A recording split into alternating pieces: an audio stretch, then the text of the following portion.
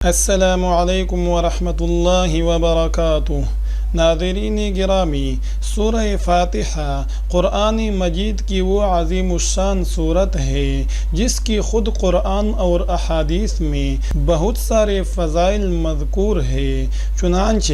اللہ تبارک و تعالی نے اس صورت کو سبعا من المثانی والقرآن العظیم کا لقب دیا ہے۔ اسی طرح نبی کریم صلی اللہ علیہ وآلہ وسلم کا ارشاد ہے کہ قسم ہے اس ذات کی جس کے قبضہ قدرت میں میری جان ہے کہ سورہ فاتحہ کی نظیر نہ تورات میں نازل ہوئی، نہ انجیل اور زبور میں، اور نہ خود قرآن کریم میں کوئی دوسری صورت اس کی مثل ہے۔ اور حضرت صلی اللہ علیہ وآلہ وسلم نے یہ بھی فرمایا کہ سورہ فاتحہ ہر بیماری کی شفا ہے۔ سورہ فاتحہ کا ایک نام حدیث میں سورہ شفا بھی آیا ہے، اور صحیح بخاری میں بروایت انس رضی اللہ تعالی عنہ مذکور ہے کہ رسول اللہ صلی اللہ علیہ وآلہ وسلم نے فرمایا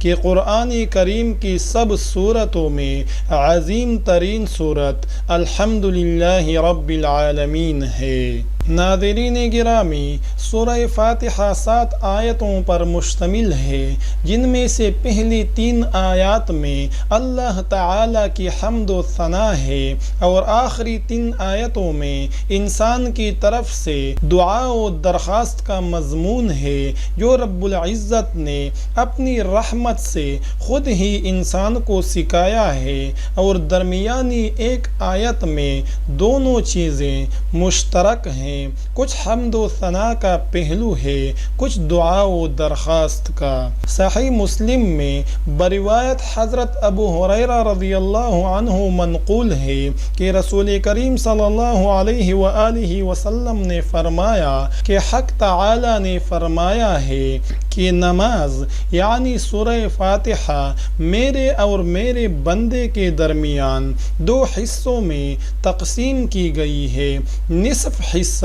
میرے لیے ہے اور نصف حصہ میرے بندے کے لیے، اور جو کچھ میرا بندہ مانگتا ہے وہ اس کو دیا جائے گا۔ پھر رسول اللہ صلی اللہ علیہ وآلہ وسلم نے فرمایا کہ جب بندہ کہتا ہے الحمدللہ رب العالمین تو اللہ تعالی فرماتے ہیں کہ میرے بندے نے میری حمد کی ہے، اور جب وہ کہتا ہے الرحمن الرحیم تو اللہ تعالی فرماتے ہیں کہ میرے بندے نے میری تعریف و ثنا بیان کی ہے، اور جب بندہ کہتا ہے مالک یوم الدین تو اللہ تعالی فرماتا ہے کہ میرے بندے نے میری بزرگی بیان کی ہے، اور جب بندہ کہتا ہے ایاک نعبد و ایاک نستعین تو اللہ تعالی فرماتا ہے کہ یہ آیت